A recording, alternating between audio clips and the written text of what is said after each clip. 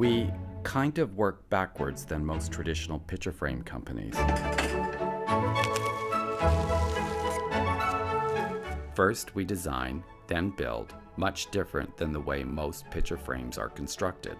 That's what bespoke is, tailoring the frame to suit the work instead of the other way around.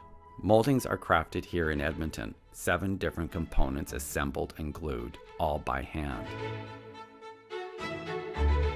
This is the official portrait of Jim Prentice by Canadian portrait painter David Goatley, and will hang in the Hall of Premiers at the Legislature Building of Alberta. The frame will be buttressed in a 15th century Flemish portrait frame design with a much more contemporary profile and finish. In most of the frames in the collection, you will see miter cuts on each corner, here and here.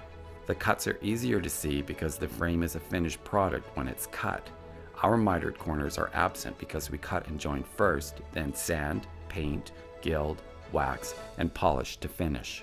In all of our assignments, inspiration is pulled from the piece first, but its deepest roots are intertwined in the architecture, design, and history showcased with understated simplicity.